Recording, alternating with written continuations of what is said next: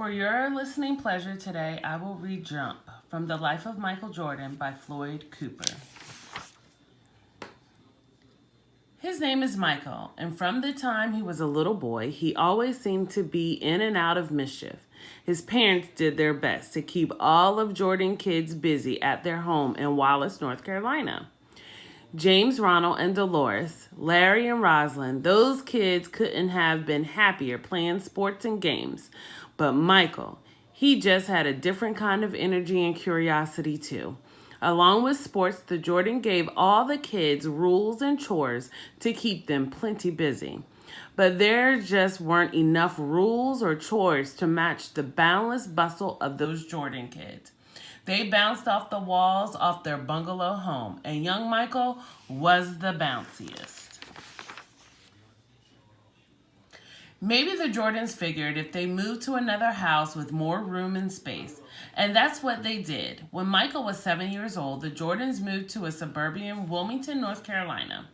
Michael's mom and dad even let the kids help build the house so they could learn how working together as a team was the way to get things done, and so they could get rid of some of that energy. At the new house, Michael ran and played with his new friends. Mostly, though, Michael tried to keep up with his older brother, Larry. Trouble was, no matter how Michael tried, it seemed as if Larry was bigger, quicker, and luckier. Michael did not give up. No. The more Michael lost, the harder he tried. But the truth is, Larry was always one jump sooner in checkers, one stroke faster in swimming, one breath longer underwater. Larry dashed, Michael only ran. Larry sang, Michael croaked. Larry leaped, Michael only hopped. In fact, growing up, his family called Michael Rabbit.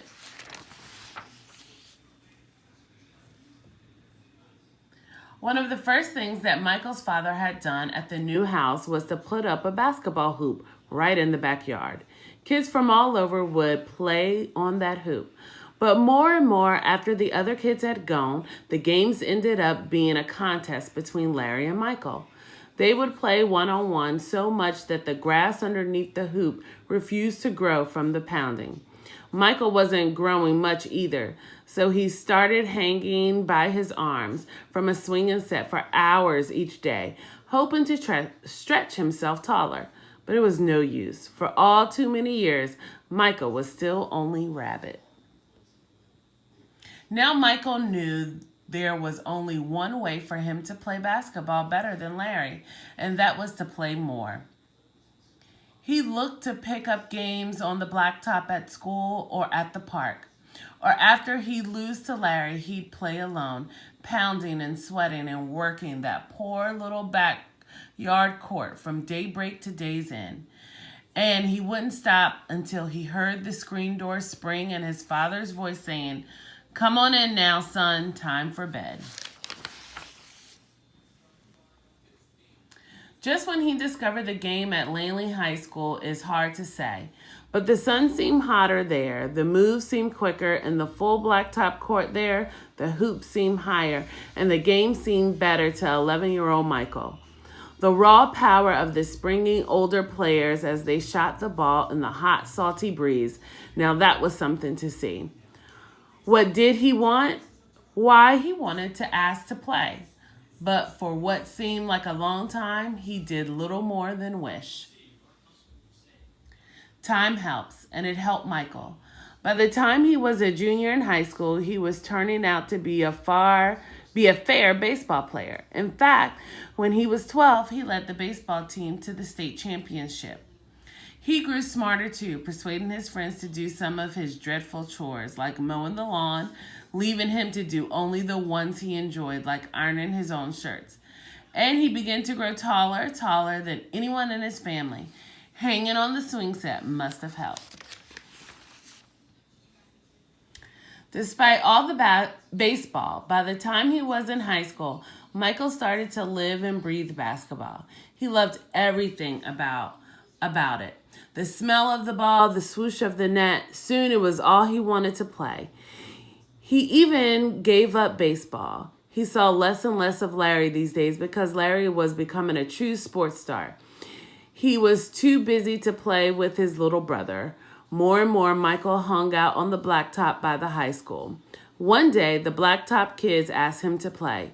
There was a crowd gathered by the fence, boys and girls, but this was Michael's chance. Suddenly, Michael had the ball. He dribbled it down the court, taking the ball hard to the hole, and just as he reached the rim, bam, a huge body slammed into Michael from the hot tack tar. He looked up at the ball and it bounced off the rim. Michael had blown the layup. From the side, a voice broke the slow motion silence in a teasing, mocking whine. "Hey, ears, open your eyes." Michael gritted himself back into the game, but the taunts began to spread from the onlookers. With each dribble, he was scoffed at for his little boy haircut and the way his ears stuck out. With every layup, he was jeered about the way his tongue hung out of his mouth when he shot the ball, and right in front of the girls. None of it stopped Michael. He came back and played the next day, and the next, and the next. And the truth is, he got better and better. Finally, one day, he and his buddy Leroy decided to try out for the Langley High School varsity basketball team. Surely he would make it. Larry had. But at the end of the week, when the list of players was put up, there was no Michael Jordan on it. Even Leroy had made the team. But Coach Heron had seen something he liked in the plucky kid. He put him on the junior varsity team and offered to coach Michael one-on-one if Michael would meet him before school every morning at 6 a.m. Michael not only came, he worked hard, dribbling, passing, shooting. Dribbling, passing, shooting. And Michael began to get not just okay, but good. He got so good, in fact, that the varsity players started coming to all the junior varsity games to watch Michael play. We don't know exactly when Michael turned the tables on Larry for the first time, but it may very well have happened the summer of Michael shot up 4 inches and went to basketball camp. One afternoon, the two started going at it again on the backyard hoop. At first, it seemed just like old times. Family and friends gathered around the hot, sticky court to watch the two brothers. But something was different when Larry dashed across the court. Michael was there. Larry leaped for the hoop. Michael was there too.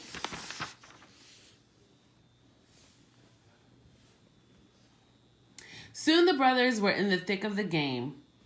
Tangled arms and legs flashing around the orange ball. Could Michael actually win? Larry wasn't worried. He was ahead of Michael by 1 point. Larry grinned. It was the usual end of the usual game. Then Michael had the ball. They both knew what usual meant. Michael would leap and dunk, and Larry would jump higher, grab it, and dunk it for the win. Well, Michael leaped just like always, and Larry leaped just like always. But Michael kept going and going past the wide span of Larry's hands. It seemed as if Michael just hung there for a moment, as if waiting. Was it possible he had outjumped the master? He had, and he dunked the ball in the hoop for the win. Michael smiled. He had beaten his brother, the best at his own game. The laughing and hand-slapping that followed that magical game followed Michael Jordan Rabbit through his entire career, from basketball camps to college teams and finally into the professional world of basketball, the NBA. And Larry was there too, always an athlete in his own right, but rooting for his best competitor. Brothers, friends, whatever Michael Jordan became, he started at their backyard hoop with Larry with games that went on past dark, that pushed Michael Jordan to become more than he was and more than any basketball player has ever been in all time. The end.